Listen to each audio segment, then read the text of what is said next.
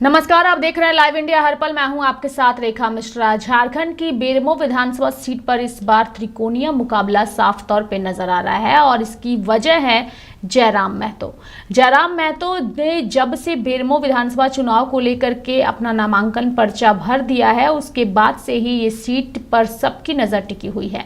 बेरमो विधानसभा seat पर भाजपा ने लगभग 2 दशक बाद अपना इस सीट पर प्रत्याशी बदला और 2 टर्म विधायक रहे योगेश्वर महतो बाटुल का टिकट इस बार काट दिया और गिरिडीह से 5 दफा सांसद रहे रविंद्र कुमार पांडे को बेरमो पर इस बार उन्होंने अपना उम्मीदवार बना दिया, जिन्होंने अब नामांकन भी कर दिया है।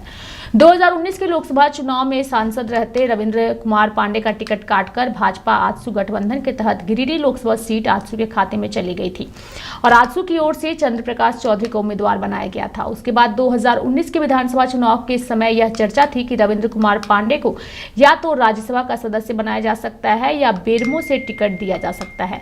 हालांकि उस समय ऐसा कुछ भी नहीं हुआ।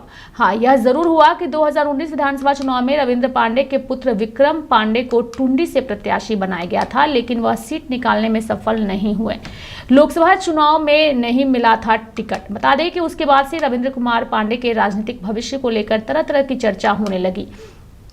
कई बार उनके कांग्रेस के संपर्क में होने की खबरें भी सामने आई थी।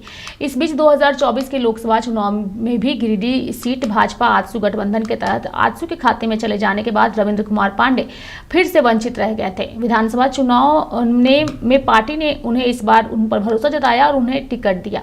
चर्चा थी कि झारखंड विधानसभा चुनाव 2024 में रविंद्र कुमार पांडे बेरमो से भाजपा के प्रत्याशी बनाए जाएंगे। हालांकि बेरमो से भाजपा के टिकट के लिए दावेदारों की सूची काफी लंबी थी। कई नेता टिकट के लिए एड़ी चोटी का जोर भी लगाए हुए थे, लेकिन पार्टी नेतृत्व ने इस बार रविंद्र कुमार पांडे को टिकट देकर सभी अटकलों पर विराम लगा दिया और रविंद्र का राजनीतिक भविष्य जो दांव पर लगा था, उसे एक वजूद मिल गया। बता दें कि विधानसभा चुनाव रविंद्र कुमार पांडे का राजनीतिक भविष्य तय करेगा। अगर वह विधायक का चुनाव निकालने में विफल रहते हैं तो उनका राजनीतिक भविष्य का अंदाजा लगाया जा सकता है।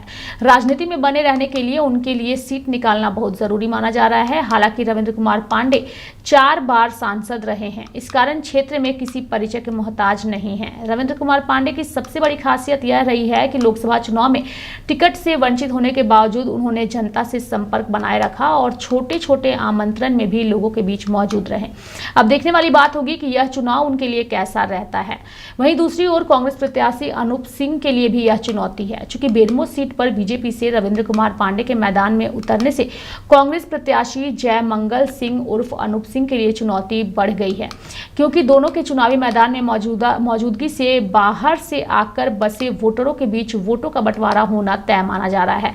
चर्चा है कि अगर रविंद्र कुमार पांडे मैदान में नहीं होते तो इसका फायदा जयमंगल सिंह को मिलता, लेकिन अब तय है कि ऐसी स्थिति नहीं होगी। चूंकि जयराम की एंट्री से त्रिकोणीय मुकाबला वो साफ तौर पे इस सीट पर नजर आ रहा है।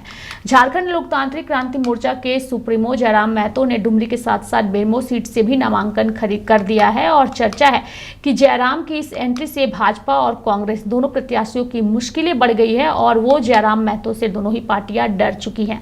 बीते लोकसभा चुनाव में जयराम महतो ने बेरमो विधानसभा क्षेत्र में लगभग 55,000 वोट हासिल किए थे। उसके बाद से ही जेएलकेएम की नजर बेरमो सीट पर थी। जयराम के डुमरी के बाद दूसरी सीट के लिए गोमिया और बेरमो की चर्चा वो काफी दिनों से चल रही थी और उस पर मुहर तब लगी जब जेएलकेएम की लिस्ट जारी हुई।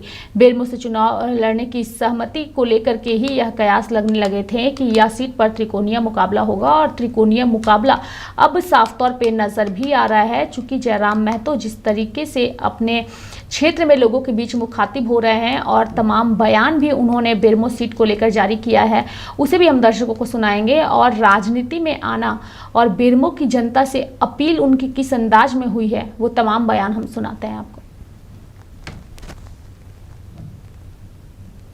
कार्य करने से पीछे नहीं हटते, चूंकि हमारा पहला चुनाव है और सबसे खास बात है बहुत सारे युवा महत्वाकांक्षा लेकर आए कि भाई चलिए इस बार हम इनके पार्टी से जयराम महतो की पार्टी से चुनाव लड़ेंगे। तो हम लोगों ने एक आवेदन की प्रक्रिया को पालन किया था, जिसमें 20-25 लोगों ने आवेदन दिया, जिस कारण से जब उनका आवेदन पड़ा तो उन्होंने अपना एक ग्रुप बना लिया, फिर उन्होंने बार्गेनिंग का कार्य किया, तो ऐसे हुआ है। लेकिन मुझे पूर्ण विश्वास है अपनी जनता पर, जिस जनता ने मुझे लोकसभा के चुनाव में बिना सिंबल के 8.5 लाख वोट दिया था, जो कि भारत और झारखंड की हिस्ट्री में पहली बार ऐसा हुआ है, उस जनता से मुझे आज भी विश्वास है, बल्कि विधानसभा के चुनाव में इससे बेहतर और हमें आशीर्वाद जयराम देंगे। दा, आपका अपना विधानसभा टुंडी विधानसभा क्षेत्र है, उस विधानसभा क्षेत्र को आप छोड़े क्यों? देखिए, सबसे पहला बात, मैं जब लोकसभा का चुनाव लड़ रहा था तो मेरा डिमांड धनबाद लोकसभा लड़ने का था, लेकिन मैंने कहा कि नहीं, मैं पहला चुनाव अपने घर से लड़ूंगा, गिरिडीह मेरा लोकसभा है, तो पहला चुनाव मैं अपने घर से लड़ चुका हूं। अब मैं पार्टी का केंद्र अध्यक्ष हूं, मेरे लिए कोई बैरियर नहीं है, मेरे लिए कोई बाध्यता नहीं है।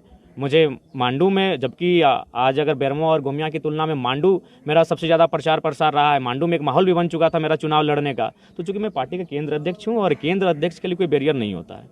29 साल का लड़का राजनीति में इतनी बड़ी इमेज नहीं बनाता इतने कम समय में, तो मैं उन्हीं की आवाज़ बन के आया हूं, जो आवाज़ आज इन कोयला के खदानों में 70 साल 80 साल पहले दफन की जा चुकी है, 50 साल पहले 40 साल पहले जिस आवाज़ को दफन किया जा चुका है, उस आवाज़ को उजागर करने के लिए मैं आया हूं। क्योंकि बेरमो में 2 दिग्गज हैं, एक तो जयमंगल सिंह है, उनके जी, पिताजी भी दोनों दिग्गज नेता हैं, और रविंद्र दोनों पांडे भी ही हैं। दोनों के साम्राज्यवाद पिता के कहाँ पाते प्रतीक अपने हैं, आप को? दोनों ही साम्राज्यवाद के प्रतीक हैं। और मैं आज बेरमो की जनता को स्पष्ट कहूंगा, यदि आपने सच में, आपके पूर्वजों ने झारखंड राज्य लिया है और आप गर्व करते हैं अपने झारखंडी के इतिहास पे, तो आप जयराम महतो को वोट दीजिए या ना दीजिए, नोटा को दे दीजिए, लेकिन अनूप सिंह और रविंद्र पांडे बिल्कुल नहीं फिट बैठते हैं, क्योंकि उन्हीं के विचार के खिलाफ हमने झारखंड राज्य लिया था। और आज उन्हीं को अगर हम लोग अपने सत्ता की चाबी देंगे तो ये झारखंडी होने का और ना होने का कोई अर्थ ही नहीं निकलता। बेरमो नहीं था, गोमिया पे चर्चा ज़्यादा चल रही थी आप, लेकिन आपने बेरमो को चूज किया।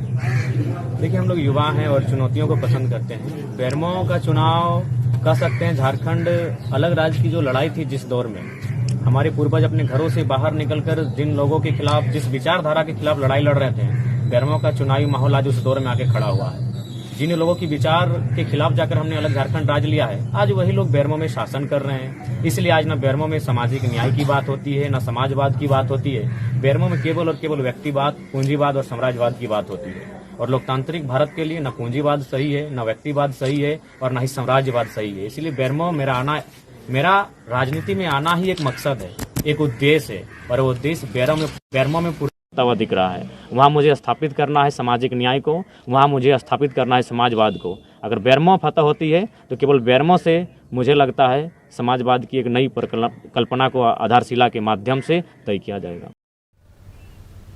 तो आपने जयराम महतो को सुना, जिन्होंने साफ तौर पे कहा और बेरमो की जनता से उन्होंने अपील की कि अगर आप मुझे वोट नहीं देते हैं तो आप नोटा दबाइए, लेकिन आप कांग्रेस को, जेएमएम को और बीजेपी को, इन पार्टियों को आप वोट मत दीजिए। जयराम की इस अपील को जनता कितना स्वीकार करती है और राजनीति में आने का उनका क्या मकसद था, उस पर उन्होंने अपनी बातों को रखा। फिलहाल जयराम की एंट्री से झारखंड की राजनीति में इस वक्त कुछ अलग जरूर नजर आ रहा है। मेरे साथ फिलहाल अभी के लिए इस बुलेटिन में इतना ही। आप देखते रहिए लाइव इंडिया हर पल। नमस्कार।